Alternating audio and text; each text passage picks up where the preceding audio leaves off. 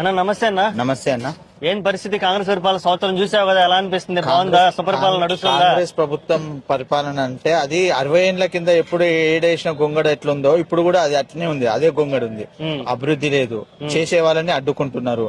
ముల్కాజిరి నియోజకవర్గంలో చూసుకుంటే మనకు ఎన్నో పనులు ఉన్నాయి. ఆ పనులని చేస్తున్నాం మేము. ఏదైతే టెండర్ తీసుకొచ్చామనుకో ఆ టెండర్ ని తెచ్చి ఆపేస్తున్నారు. ఆపేసేసి దాని వరకు కానియకుండా చేస్తున్నారు. ఎమ్మెల్యేకి అడ్డుపడుతున్నారు. ప్రజల్లో వ్యతిరేకం ఉన్నా సరే వాళ్ళు వింటలేరు. వాళ్ళు ఒకటి ఏంటంటే ఫ్రీ బస్ ఒకటి పెట్టినామన్నారు. వాళ్ళు ఏమి ఇచ్చారు? 4000 పింఛన్ ఎక్కడ పోయింది? 6000 పింఛన్ ఎక్కడ పోయింది? రైతు బంధు ఎక్కడ పోయింది? రైతు బీమా ఎక్కడ పోయింది? రైతు రుణమాఫీ ఎక్కడ పోయింది?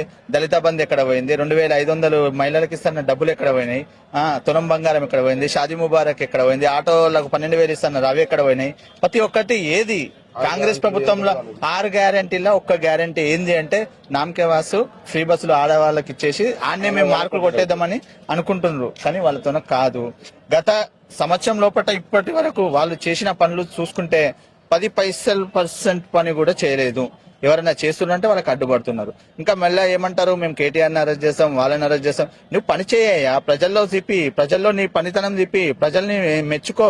6 గ్యారెంటీలు మర్చిపోవాలని చెప్పి కేటీఆర్ని అరెస్ట్ చేస్తాం, ఇంకోటి అరెస్ట్ చేస్తాం, ఇంకో పథకం ఆపేస్తాం అన్నట్టు విధానాల్లో ఉన్నారు కాంగ్రెస్ ప్రభుత్వం. కాంగ్రెస్ ప్రభుత్వం అనేది ఫెయిల్యూర్ అయిపోయింది.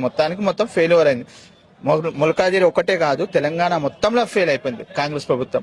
కాంగ్రెస్ ప్రభుత్వంలో ఏంటంటే వాళ్ళ పదవుల గురించి, వాళ్ళ డబ్బుల గురించి వాళ్ళు సంపాదించుకోవాలనే ఆశలనే ఉన్నారు. కానీ ఇది ప్రజలకి 10 పెడదాము, 10 రూపాయలు పెడదాము, పేదోడిని ఆదుకుందాం అనే విధానం లేదు. 10 సంవత్సరాల కేసీఆర్ గారు చేసిన అభివృద్ధులు ఎన్నో ఉన్నాయి. చాలా అభివృద్ధి చేశాడు కేసీఆర్ గారు.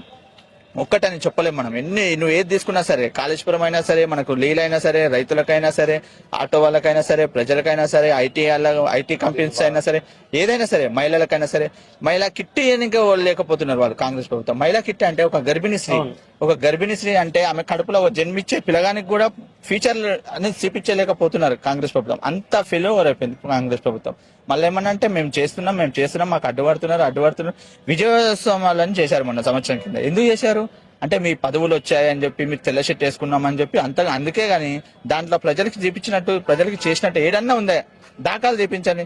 ముల్కాజిరి నియోజకవర్గంలో 10 సంవత్సరాల కింద నుంచి ఇప్పటి వరకు మొన్న సంవత్సరం కింది వరకు అభివృద్ధి అయినంత ఎప్పుడు కాదు కూడా కానియర్ కూడా వాళ్ళు ఆపుతున్నారు. వాళ్ళు ఆపకుండా ఉంటే అభివృద్ధి ఆటోమేటిక్ గా అయిపోతుంది. జై తెలంగాణ, జై కేసీఆర్, జై కేటీఆర్, జై రాజన్న.